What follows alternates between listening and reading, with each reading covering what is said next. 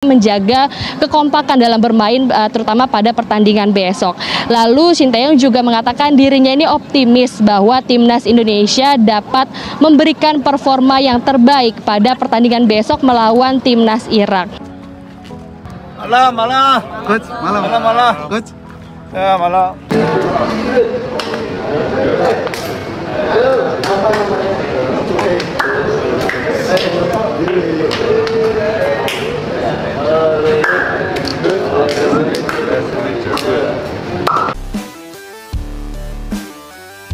Hai semuanya, selamat datang di channel YouTube Garuda IDN. Berikut ini kami akan membagikan kumpulan berita timnas terbaru nih, diantaranya sebagai berikut. Mantap, Prabowo gembira pelatih Shin Tae-yong dan 3 pemain baru sudah gabung timnas di Arab Saudi. Prabowo juga senang pemain titipan Bekam Putra, Yaakob Sayuri dan Mark Locke dicoret dari timnas Indonesia. Terima kasih Ibu Ratu Tisa, timnas Indonesia optimis kalahkan Irak sekaligus lolos ke Piala Dunia 2026.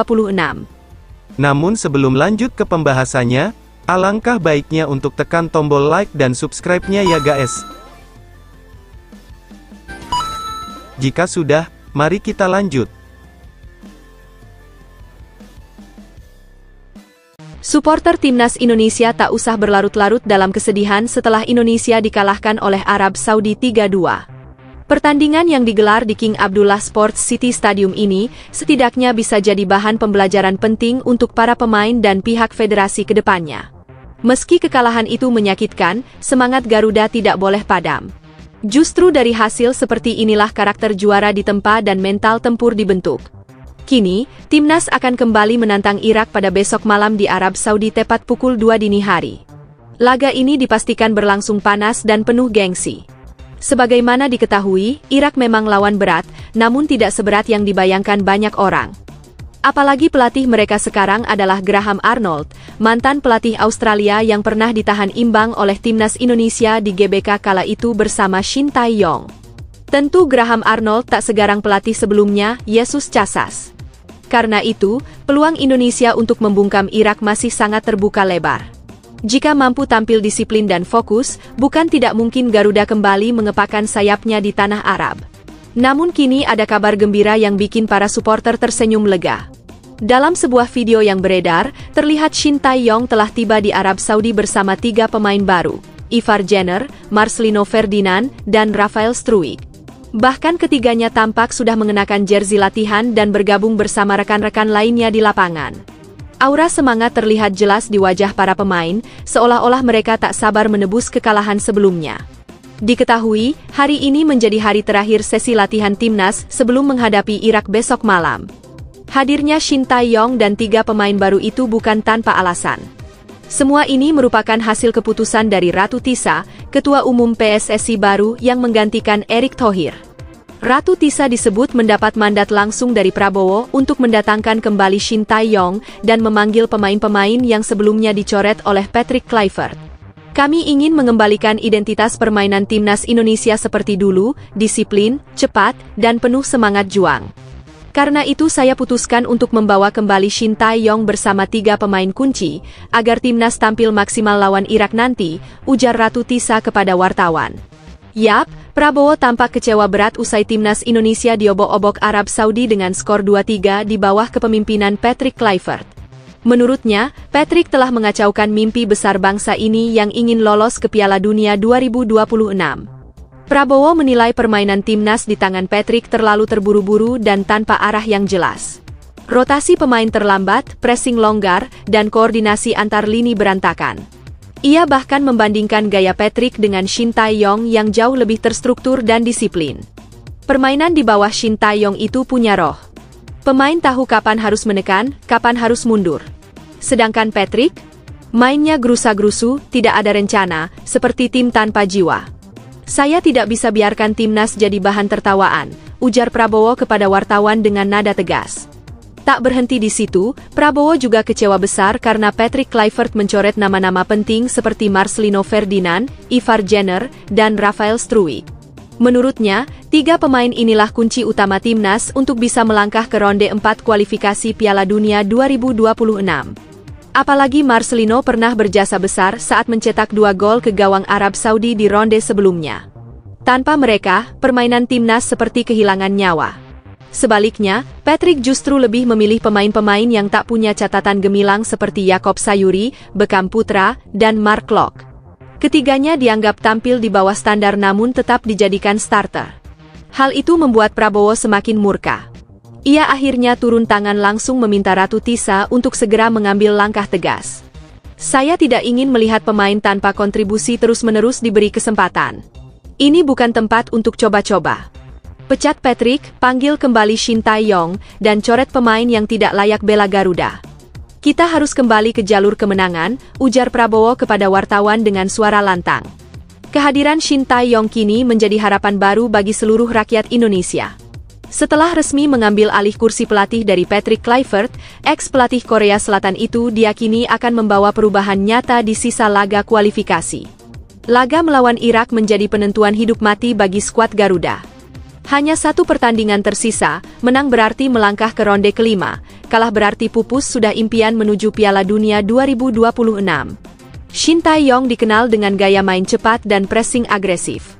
Ia juga lihai dalam meracik strategi berdasarkan kelemahan lawan. Kali ini, materi pemainnya jauh lebih berbahaya dibanding era sebelumnya. Di lini depan, sudah ada nama-nama baru seperti Mauro Ziltra, Miliano Jonathan, dan Ole Romeni. Striker-striker ini dikenal tajam di klubnya masing-masing. Dulu saja, tanpa kehadiran Ole Romeni, Indonesia mampu mengalahkan Arab Saudi 2-0 di tangan Shin Tae-yong. Sekarang dengan kekuatan yang lebih solid, peluang menaklukkan Irak tentu semakin terbuka. Selain itu, 3 pemain baru, Marcelino, Ivar Jenner, dan Rafael Struijk, siap menjadi senjata rahasia di babak kedua. Kombinasi mereka dengan pemain senior diyakini bisa menciptakan dinamika permainan yang lebih hidup. Ratu Tisa pun mendapat banyak pujian atas keputusannya mencoret pemain yang tampil buruk dan menggantinya dengan pemain yang lebih siap tempur. Langkah tersebut dianggap tepat sasaran karena memberikan keseimbangan antara pemain muda dan pengalaman. Kini, atmosfer di kamp pelatihan berubah total. Para pemain terlihat lebih bersemangat, komunikasi antar lini juga lebih cair. Semua mata tertuju pada satu target, mengalahkan Irak dan melangkah ke ronde berikutnya. Kehadiran Shin Tae-yong rupanya membuat media Irak ikut cemas. Sejumlah portal berita di sana bahkan melaporkan bahwa pelatih Irak langsung mengubah total formasi dan strategi begitu mendengar Shin Tae-yong akan memimpin kembali timnas Indonesia di Arab Saudi. Mereka tahu, pelatih asal Korea Selatan itu bukan sosok sembarangan, selalu punya kejutan di setiap laga penting. Menariknya, negara-negara Asia Tenggara seperti Malaysia, Vietnam, dan Thailand justru menyambut kabar ini dengan sukacita. Mereka berharap Shin Tae-yong mampu membawa timnas Indonesia menembus babak kelima dan menjadi wakil ASEAN di pentas dunia. Dukungan moral pun terus berdatangan di media sosial. Nah, kalau kalian gimana guys? Setuju kan dengan kembalinya Shin Tae-yong untuk memimpin skuad Garuda lawan Irak nanti? Yuk tulis prediksi skor kalian di kolom komentar di bawah, siapa tahu prediksimu jitu dan jadi kenyataan. Tetap dukung timnas Indonesia, karena mimpi besar menuju Piala Dunia dimulai dari semangat kita bersama. FIFA hukum berat FAM dan 7 pemain naturalisasi, nama Indonesia ikut diseret tapi langsung dibantah Erick Thohir. Timnas Garuda fokus tatap kualifikasi Piala Dunia 2026, JIZS-DKK dapat dukungan gila dari pemerintah. Dalam 24 jam terakhir, kanal olahraga Indonesia.com diramaikan oleh 2 isu besar yang menyedot perhatian publik. Pertama, mengenai sanksi tegas yang dijatuhkan FIFA kepada Federasi Sepak Bola Malaysia, FAM, serta sejumlah pemain naturalisasi mereka. Kedua, tentang persiapan serius timnas Indonesia menjelang babak kualifikasi Piala Dunia 2026. Kedua topik ini sama-sama menjadi sorotan karena berkaitan dengan dinamika sepak bola Asia Tenggara dan posisi Indonesia di mata dunia. Kasus yang menimpa Malaysia bermula dari keputusan FIFA yang memberikan hukuman denda serta larangan bermain bagi 7 pemain naturalisasi mereka. Permasalahan itu dipicu oleh dugaan pelanggaran administratif, terutama terkait keabsahan dokumen pemain yang diturunkan saat menghadapi Vietnam di ajang kualifikasi Piala Asia 2027.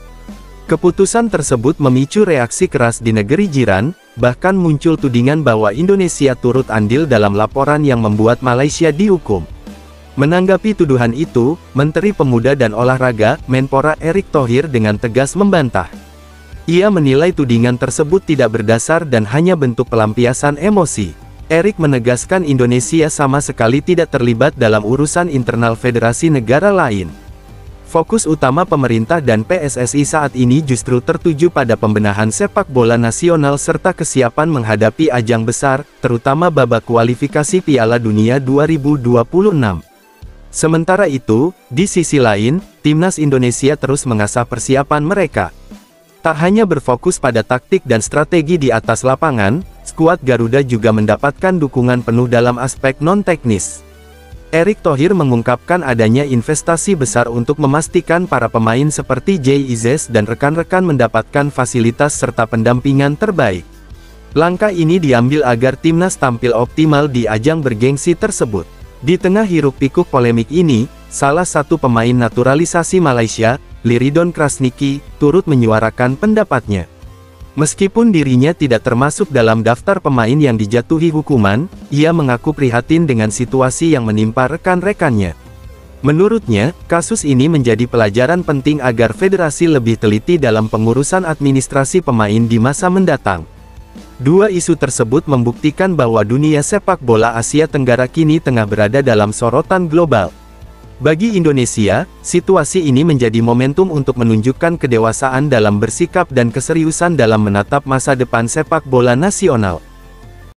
Indra Syafri gerak cepat siapkan Garuda Muda untuk SEA Games 2025, banyak pemain muda langsung dipanggil ke TC. PSM dan Persija sumbang banyak bintang, persaingan jadi panas demi rebut tempat di tim emas Indonesia. Pelatih Kepala Timnas Indonesia U23, Indra Syafri, mulai mengambil langkah cepat untuk membangun fondasi tim menjelang ajang bergengsi SEA Games 2025 di Thailand. Turnamen olahraga 2 tahunan tersebut akan digelar pada 9 hingga tanggal 20 Desember mendatang, dan misi besar sudah menanti Garuda Muda, mempertahankan medali emas yang mereka raih dengan penuh kebanggaan pada edisi sebelumnya. Langkah awal Indra Syafri dimulai dengan menyusun daftar pemain yang akan mengikuti pemusatan latihan tahap pertama. Menariknya, PSM Makassar muncul sebagai penyumbang pemain terbanyak dalam daftar kali ini. Klub asal Sulawesi Selatan itu mengirim 5 pemain muda potensial, Muhammad Ardiansyah, Ananda Raihan, Ricky Pratama, Zaki Ashraf, dan Victor Detan. Dari kelima nama tersebut, 3 diantaranya sudah cukup familiar dengan atmosfer Timnas U23, sementara Victor yang sempat membela Indonesia di Piala AFF U23 2025 kini kembali mendapat kesempatan setelah pulih dari cedera. Selain PSM, PSIM Yogyakarta juga menunjukkan kontribusi besar dengan mengirim 2 wakilnya, yakni kiper tangguh Cahya Supriyadi dan gelandang muda Raka Cahyana. Cahya dikenal sebagai penjaga gawang andalan PSIM dan sempat memperkuat Timnas U23 dalam ajang kualifikasi Piala Asia. Sedangkan Raka sudah lebih dulu mencuri perhatian pelatih Shin Tae-yong di beberapa kesempatan sebelumnya. Kehadiran mereka tentu memperkaya opsi di lini belakang maupun tengah. Kontribusi besar juga datang dari Persija Jakarta. Klub ibu kota tersebut mengirim 3 pemain muda berbakat, Doni Tripamungkas, Arliansyah Abdulmanan, dan Raihan Hanan. Doni sendiri merupakan mantan kapten Timnas U20 di Piala Asia dan dikenal memiliki jiwa kepemimpinan kuat. Sementara Arliansyah merupakan pemain binaan Indra Syafri sejak kelompok umur, dan Raihan sudah sempat mencicipi atmosfer SEA Games edisi sebelumnya. Trio Persija ini diharapkan menjadi tulang punggung di sektor tengah dan lini serang. Meski pemanggilan tahap awal telah diumumkan, Indra Syafri menegaskan bahwa seleksi belum berakhir. Ia masih membuka peluang bagi pemain lain yang tampil menonjol di klub masing-masing. Bagi pelatih asal Sumatera Barat itu, kunci sukses mempertahankan emas bukan hanya pada nama besar, tetapi pada kekompakan dan semangat juang seluruh pemain yang siap mengharumkan merah putih di pentas Asia Tenggara. Egy Maulana Fikri makin dekat ke Persija Jakarta, 3 tanda kuat bikin fans heboh. Foto bareng Rizky Ridho dan Jordi Amat jadi sinyal keras, Macan Kemayoran siap lakukan manuver gila di bursa transfer. Isu kepindahan Egy Maulana Fikri ke Persija Jakarta kembali mencuat ke permukaan. Nama pemain berusia 24 tahun itu kembali ramai dibicarakan usai muncul beberapa tanda yang mengindikasikan adanya peluang besar dirinya berseragam macan Kemayoran. Bagi para pendukung Persija, rumor ini menjadi kabar menggembirakan karena Egy dikenal sebagai gelandang kreatif dengan kemampuan individu dan visi bermain yang luar biasa. Spekulasi mengenai kedekatan Egy dengan Persija sejatinya bukan hal baru. Beberapa tahun lalu, tepatnya pada 2022, ia juga sempat digadang-gadang akan bergabung dengan klub ibu kota tersebut. Namun, kala itu rencana itu kandas setelah muncul kejutan dari Dewa United yang berhasil mengamankan tanda tangannya. Kini, rumor itu hidup kembali setelah Egy terlihat akrab dengan dua pemain andalan Persija, yakni Rizky Ridho dan Jordi Amat. Momen kebersamaan mereka terekam dalam sebuah foto yang diambil usai laga FIFA Matchday antara Indonesia dan Lebanon. Kebersamaan itu kemudian ramai diperbincangkan di media sosial, terutama setelah akun fanbase Persija mengunggah foto tersebut. Banyak yang menduga bahwa pertemuan itu bukan sekadar kebetulan, melainkan bagian dari sinyal awal menuju transfer besar. Di tengah performa Persija yang masih mencari kestabilan, kehadiran pemain sekelas Egy jelas bisa menjadi tambahan daya gedor di lini serang dan kreator peluang di lapangan tengah. Meski begitu, peluang Persija untuk mendatangkan Egy secara permanen tidak sepenuhnya mudah. Kontrak sang pemain bersama Dewa United masih berlaku hingga 2027, artinya klub pemiliknya memiliki posisi kuat dalam negosiasi. Jalan yang paling realistis bagi Persija saat ini adalah mengupayakan kesepakatan peminjaman hingga akhir musim. Skema itu bisa menjadi solusi bagi kedua pihak. Persija mendapatkan tenaga tambahan, sementara Egy memperoleh kesempatan lebih besar untuk tampil reguler di klub besar. Bagi Egy sendiri, kepindahan ke Persija bisa menjadi langkah strategis dalam kariernya. Bermain di klub dengan basis supporter besar dan tekanan tinggi akan menjadi ujian berharga untuk mengasah mental sekaligus menambah jam terbang. Jika transfer ini benar terjadi, bukan mustahil kehadirannya bakal membawa warna baru bagi permainan macan Kemayoran di paruh kedua musim. Kini, tinggal menunggu waktu apakah rumor tersebut akan berakhir menjadi kenyataan atau sekadar hangat di bursa gosip sepak bola nasional. Jens Raven dan Kadek Arel buka suara soal target emas di SEA Games 2025, jawaban mereka bikin publik terkejut. Garuda Muda janji bangkit lebih kuat, pengakuan dua pemain ini bikin suasana TC makin panas dan penuh motivasi. Dua pemain muda yang kini menjadi bagian penting dalam skuad Timnas Indonesia U22, Jens Raven dan Kadek Arel, sama-sama menegaskan bahwa mereka tidak ingin terlalu terbebani dengan misi mempertahankan medali emas di ajang SEA Games 2025 Thailand. Keduanya termasuk dalam daftar pemain pilihan pelatih Indra Syafri untuk menjalani pemusatan latihan tahap pertama yang resmi dimulai di Stadion Madia, Gelora Bung Karno, Jakarta, pada Jumat tanggal 3 Oktober tahun 2025 sore. Bagi Jens Raven, kesempatan untuk kembali memperkuat tim nasional di level usia muda menjadi pengalaman berharga. Ia menilai bahwa pemusatan latihan kali ini berjalan dengan baik karena bisa memperkuat kekompakan antar pemain. Menurutnya, membangun chemistry di antara skuad yang sebagian besar sudah pernah bermain bersama di turnamen-turnamen sebelumnya merupakan langkah penting untuk membentuk tim yang solid. Meski banyak wajah familiar dari ajang Piala AFF U23, 2025 dan kualifikasi Piala Asia U23, 2026, pemain berusia 19 tahun itu menyebut SEA Games adalah kompetisi dengan tekanan dan tantangan berbeda. Ia juga menyampaikan bahwa dirinya lebih memilih untuk fokus pada performa di lapangan ketimbang memikirkan beban mempertahankan gelar. Raven menganggap target emas merupakan motivasi, bukan tekanan. Bagi pemain muda sepertinya, yang terpenting adalah menunjukkan kerja keras, disiplin, dan kontribusi maksimal agar Timnas Indonesia bisa kembali bersinar di ajang internasional. Sementara itu, Kadek Arel juga menyuarakan pandangan serupa. Bek muda yang dikenal tangguh ini tak ingin larut dalam tekanan untuk mengulangi kesuksesan edisi sebelumnya. Menurutnya, tantangan utama justru datang dari dalam tim sendiri, bagaimana memperbaiki kekurangan yang sempat terlihat pada dua turnamen terakhir. Ia menilai kegagalan di Piala AFF U23 dan kualifikasi Piala Asia U23 menjadi pelajaran berharga. Dari pengalaman tersebut, ia dan rekan-rekan lainnya bertekad tampil lebih matang serta konsisten di setiap pertandingan.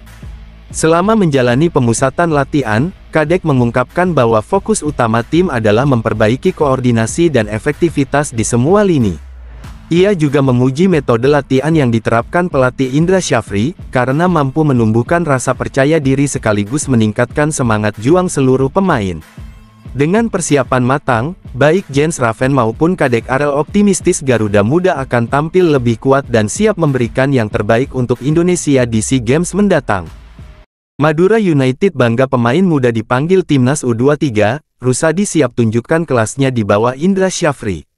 Garuda Muda bersiap pertahankan emas SEA Games 2025, bek 22 tahun ini janji tampil gila di Thailand.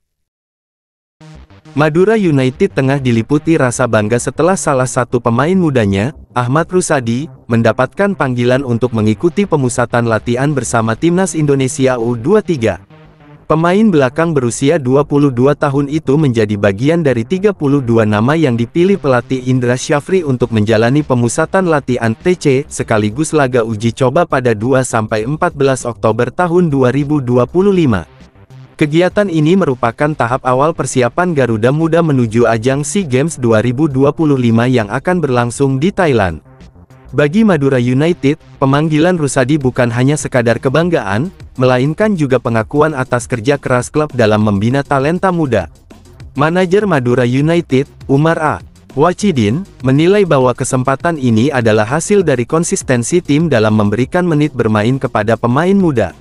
Ia berharap Rusadi dapat memanfaatkan momen ini dengan maksimal dan menunjukkan performa terbaik di bawah arahan Indra Syafri. Klub berjuluk Laskar Sape Kerap tersebut juga menaruh harapan besar agar sang pemain bisa menjadi bagian penting dari upaya Timnas Indonesia mempertahankan medali emas yang diraih pada edisi sebelumnya. Di sisi lain, Ahmad Rusadi sendiri mengaku merasa sangat terhormat bisa kembali mengenakan seragam Garuda. Baginya, kesempatan berlatih bersama pemain-pemain terbaik di level U23 merupakan motivasi besar untuk terus berkembang. Ia bertekad membuktikan diri layak bersaing di lini belakang Timnas Indonesia. Rusadi menyadari persaingan di skuad Indra Syafri cukup ketat, namun ia yakin kerja keras dan disiplin dapat membantunya menembus tim inti. Selama membela Madura United di musim ini, Rusadi menunjukkan performa yang cukup menjanjikan. Ia telah tampil dalam 2 pertandingan dan memperlihatkan kemampuan bertahan yang solid. Statistiknya mencatat 41 umpan akurat dari total 47 percobaan, 2 kali melakukan tackle bersih, 2 intercept penting, serta 6 kali sapuan untuk menghalau ancaman lawan. Menariknya, sejauh ini ia belum pernah menerima kartu kuning, yang menandakan ketenangan dan kedewasaannya dalam menjaga lini pertahanan.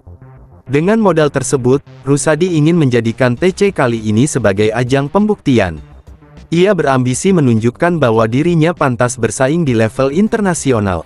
Madura United pun memberikan dukungan penuh, berharap pemain muda mereka bisa membawa semangat dan mental pemenang saat memperkuat Garuda Muda di SEA Games 2025 mendatang. PSSI ambil langkah berani jelang lawan Arab Saudi, Garuda ogah terjebak muslihat tuan rumah. Patrick Kluivert siapkan strategi diam-diam di Jeddah, fokus Timnas Indonesia kini tak bisa diganggu lagi. Menjelang 2 pertandingan penting di babak keempat kualifikasi Piala Dunia 2026 zona Asia, Timnas Indonesia menunjukkan sikap tegas dan penuh perhitungan.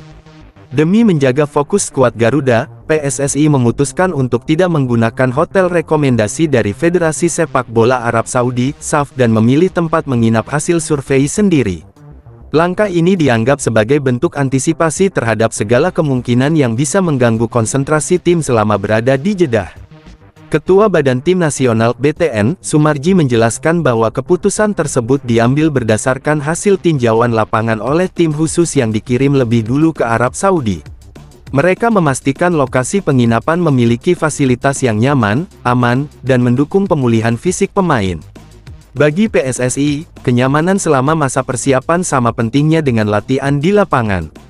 Karena itu, semua aspek logistik diperhitungkan dengan cermat agar timnas bisa mempersiapkan diri secara maksimal menghadapi laga berat.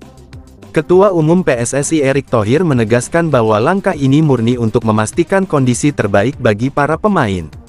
Ia tidak ingin tim kehilangan fokus hanya karena masalah di luar lapangan.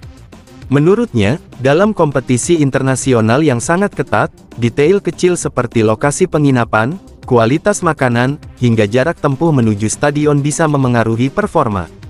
Karena itu, PSSI ingin memastikan semuanya berada dalam kendali mereka sendiri. Timnas Indonesia akan menghadapi dua laga krusial di Jeddah. Pertama melawan Arab Saudi pada tanggal 8 Oktober tahun 2025, lalu berhadapan dengan Irak 3 hari berselang.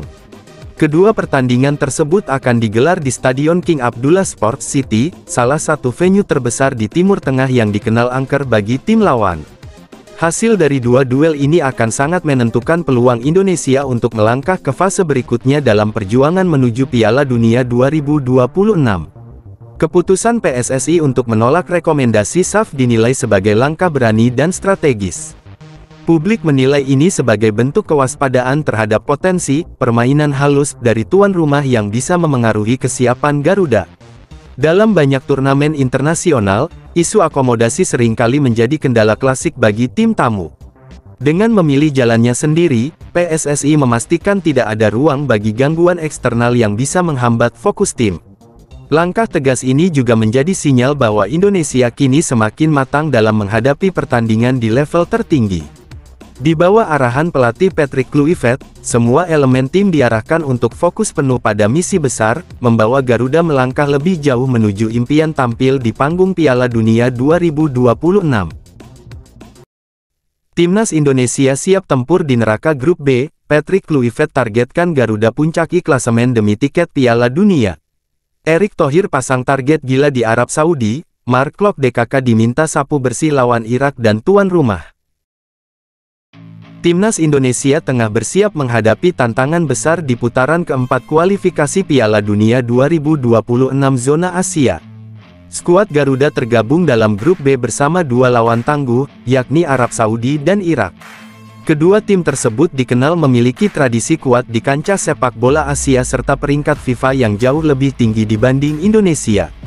Meski demikian, semangat juang pasukan Patrick Kluivert tetap membara untuk menorehkan sejarah baru bagi Merah Putih. Dalam sistem kompetisi kali ini, hanya tim yang mampu menempati posisi teratas di klasemen akhir yang akan mendapatkan tiket langsung menuju Piala Dunia 2026. Sementara itu, tim peringkat kedua masih memiliki peluang melalui babak kelima, sedangkan juru kunci otomatis tersingkir. Kondisi ini membuat setiap pertandingan di grup menjadi sangat krusial dan tidak boleh disia-siakan. Berdasarkan peringkat FIFA terkini, Indonesia berada di posisi ke-119 dunia, terpaut cukup jauh dari Irak yang menduduki peringkat ke-58 dan Arab Saudi di urutan ke-59. Secara di atas kertas, kekuatan lawan memang lebih unggul, baik dari segi pengalaman, kualitas pemain, maupun infrastruktur sepak bola. Namun hal itu tidak menjadi alasan bagi skuad Garuda untuk gentar. Bagi mereka, motivasi utama bukan hanya sekadar menang, tetapi membuktikan bahwa sepak bola Indonesia mampu bersaing di level tertinggi. Ketua Umum PSSI, Erick Thohir, dikabarkan menaruh target tinggi bagi tim asuhan Patrick Kluivert. Ia menginginkan Indonesia bisa merebut posisi puncak klasemen dan memastikan tiket langsung ke Piala Dunia tanpa harus melewati babak tambahan. Erick menilai, keberhasilan tersebut bukan hanya soal prestasi, melainkan juga menyangkut harga diri bangsa di mata dunia. Ia berharap seluruh pemain dapat tampil habis-habisan di setiap laga, mengerahkan seluruh kemampuan demi mengibarkan bendera merah putih di panggung dunia. Ketua Badan Tim Nasional, Sumarji, juga menegaskan bahwa seluruh jajaran pelatih dan pemain sudah memahami pentingnya dua laga pembuka di Arab Saudi. Indonesia akan terlebih dahulu menghadapi tuan rumah Arab Saudi pada tanggal 9 Oktober tahun 2025, sebelum bertemu Irak 3 hari kemudian. Semua pertandingan grup B dijadwalkan berlangsung di Jeddah, yang telah ditetapkan sebagai lokasi resmi turnamen. Pertandingan-pertandingan ini dipastikan akan berjalan sengit dan penuh tekanan.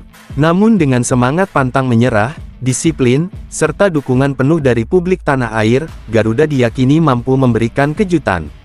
Mimpi tampil di Piala Dunia 2026 kini bukan lagi sekadar angan, melainkan tantangan nyata yang siap dihadapi dengan kepala tegak.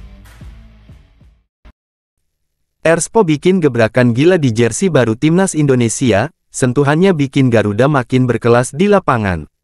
Desainnya elegan dan syarat budaya, detail batik hingga Edelweiss jadi simbol kebanggaan Nusantara. Selama 2 tahun terakhir, Timnas Indonesia tampil dengan kebanggaan mengenakan seragam rancangan Erspo, produsen apparel lokal yang dipercaya menjadi mitra resmi PSSI. Kerjasama ini terjalin sejak akhir 2023 dan mencakup seluruh tim nasional, baik putra maupun putri, dari berbagai kelompok usia. Dalam perjalanannya, Erspo telah merilis 2 generasi jersey yang mencerminkan identitas dan semangat Garuda di setiap helai kainnya. Rilisan perdana Erspo menghadirkan desain klasik dengan warna merah menyala untuk kostum kandang dan putih bersih untuk seragam tandang. Model tersebut dibuat dalam 2 versi, player isuwe yang menggunakan bahan premium dengan potongan mengikuti tubuh atlet profesional, serta replika yang ditujukan untuk para pendukung setia di tribun stadion. Meskipun lebih terjangkau, versi replika tetap mempertahankan detail yang sama, sehingga para penggemar dapat merasakan kebanggaan yang sama saat mengenakannya. Namun, desain pertama ini sempat menuai pro dan kontra. Sebagian pendukung menilai tampilannya belum sepenuhnya mencerminkan karakter kuat Timnas Indonesia. Mendapatkan masukan tersebut, Erspo berbenah dan menggelar sayembara terbuka bagi masyarakat untuk turut berpartisipasi dalam merancang desain terbaru. Hasil dari kolaborasi ini akhirnya melahirkan jersey edisi kedua yang diluncurkan pada awal 2025. Pada kostum utama, Erspo memberikan nuansa elegan dengan menambahkan kerah klasik yang jarang muncul di edisi sebelumnya. Celana putih kembali dihadirkan, membangkitkan kenangan pada masa kejayaan Garuda di era lampau. Perubahan lain yang cukup mencolok adalah font baru pada nomor dan nama pemain, menampilkan gradasi lembut serta logo kecil Garuda di bagian bawah nomor punggung, sebuah simbol kebanggaan nasional yang kuat. Untuk jersey tandang, Erspo tetap mempertahankan dominasi warna putih, namun memberi sentuhan modern lewat kaos kaki abu-abu dan aksen hitam pada kerah V-neck. Tak hanya itu, unsur budaya Indonesia juga begitu terasa. Motif batik dan tenun khas Nusantara menghiasi bagian bahu dan sisi kostum, sementara pola bunga Edelweiss serta siluet gunung menambah kesan artistik. Setiap elemen pada jersey terbaru ini bukan sekadar hiasan visual, melainkan representasi dari jati diri Indonesia. Melalui desain yang menggabungkan warisan budaya dan estetika modern, Erspo sukses menjadikan kostum Timnas bukan hanya pakaian tanding, tetapi simbol kebanggaan nasional di setiap langkah Garuda di lapangan hijau. Kabar gembira dari Patrick Kluivert, cedera Sandy Walsh ternyata bukan masalah serius. Kehadirannya siap bikin lini pertahanan Timnas Indonesia makin kuat lawan Arab dan Irak. Pelatih Timnas Indonesia, Patrick Kluivert, memberikan kabar menggembirakan mengenai kondisi salah satu pemain andalannya, Sandy Walsh. Setelah sempat muncul kekhawatiran terkait cedera yang dialaminya, Kluivert memastikan bahwa sang bek dalam keadaan prima dan siap memperkuat skuad Garuda pada laga kualifikasi Piala Dunia 2026 mendatang. Sebelumnya, Sandy sempat menjadi sorotan usai ditarik keluar lebih awal saat membela Buriram United dalam ajang AFC Champions League Elite melawan FC Seoul pada tanggal 30 September lalu. Dalam pertandingan tersebut, ia hanya bermain sekitar 20 menit sebelum digantikan pemain lain karena merasakan ketegangan pada bagian hamstring. Situasi itu menimbulkan kekhawatiran, terutama di kalangan supporter Indonesia yang takut ia akan absen di laga-laga penting bulan ini. Namun, Kluivert menegaskan bahwa hasil pemeriksaan medis menunjukkan tidak ada cedera serius pada pemain berusia 29 tahun itu.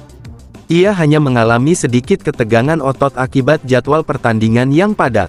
Setelah mendapat perawatan ringan dan istirahat cukup, Sandy kini sudah bisa berlatih normal kembali. Hal ini turut diperkuat oleh pernyataan manajer Timnas, Sumarji, yang menyebut kondisi sang pemain stabil dan aman untuk bergabung dengan tim nasional. Bagi Kluivert, kembalinya Sandy menjadi tambahan tenaga yang sangat berarti. Pemain kelahiran Belgia itu dikenal serba bisa karena mampu bermain di beberapa posisi, terutama di sektor kanan pertahanan. Kombinasi pengalaman dan ketenangan yang dimiliki Sandy membuatnya menjadi figur penting di lini belakang. Kehadirannya juga memberi fleksibilitas bagi sang pelatih dalam menentukan strategi menghadapi dua lawan kuat, yakni Arab Saudi dan Irak.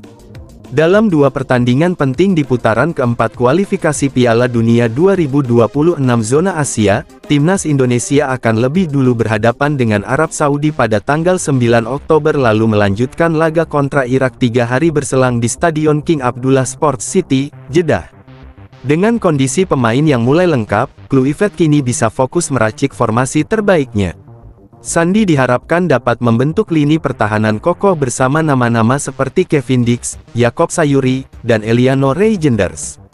Kombinasi para pemain ini diyakini mampu menghadapi tekanan besar dari tim-tim top Asia. Kehadiran Sandi tidak hanya memperkuat sektor belakang, tetapi juga menambah rasa percaya diri seluruh tim menjelang dua duel krusial tersebut. Patrick Kluivert buka-bukaan soal persiapan Timnas Indonesia jelang lawan Arab dan Irak. Cedera Emil Audero jadi pukulan besar, tapi kiper pengganti siap bikin kejutan di kualifikasi Piala Dunia. Pelatih kepala Timnas Indonesia, Patrick Kluivert, memberikan pandangan mendalam mengenai persiapan tim jelang dua laga penting di putaran keempat kualifikasi Piala Dunia 2026 zona Asia. Dalam wawancara eksklusif yang diunggah di kanal resmi YouTube Timnas Indonesia pada Jumat tanggal 3 Oktober, Kluivert membagikan sejumlah poin penting terkait kondisi tim, kesiapan pemain, serta tantangan besar yang menanti saat menghadapi Arab Saudi dan Irak. Pelatih asal Belanda itu menjelaskan bahwa dirinya telah tiba lebih awal untuk memantau langsung jalannya pemusatan latihan. Sebagian besar pemain lokal juga sudah bergabung sejak beberapa hari lalu. Ia menekankan pentingnya disiplin, fokus, serta kesiapan mental dalam menghadapi laga berat di Jeddah nanti. Menurutnya, tidak ada alasan untuk lengah karena pertandingan di babak ini akan menguji kemampuan tim secara menyeluruh. Kluivert juga menyoroti pentingnya eksekusi strategi di setiap situasi, termasuk momen bola mati, yang bisa menjadi pembeda hasil pertandingan di level tertinggi. Namun, di tengah persiapan tersebut, kabar kurang menyenangkan datang dari sektor penjaga gawang. Emil Audero, kiper andalan Indonesia, dipastikan absen setelah hasil pemeriksaan MRI menunjukkan ia belum pulih sepenuhnya dari cedera. Padahal, Audero sedang berada dalam performa luar biasa bersama klubnya, Cremonese, serta tampil solid di laga-laga sebelumnya bersama Garuda.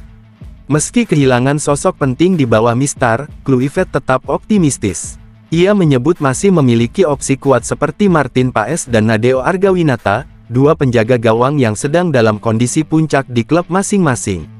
Bahkan, pelatih berpengalaman itu menyiapkan kiper keempat selama sesi latihan agar intensitas dan persaingan tetap terjaga. Menurutnya, posisi penjaga gawang membutuhkan kestabilan tinggi, sehingga kompetisi sehat di antara mereka akan memacu peningkatan performa seluruh pemain. Menutup pernyataannya, Kluivert menegaskan bahwa perjuangan Timnas Indonesia kali ini bukan hanya soal taktik atau strategi di lapangan, melainkan juga semangat juang untuk membawa nama bangsa. Ia berharap seluruh pendukung tanah air memberikan doa dan dukungan penuh, karena energi positif dari para supporter dapat menjadi dorongan besar bagi tim. Kluivert berjanji bahwa seluruh pemain dan staf pelatih akan bekerja tanpa kenal lelah untuk memberikan kebanggaan kepada rakyat Indonesia di pentas dunia.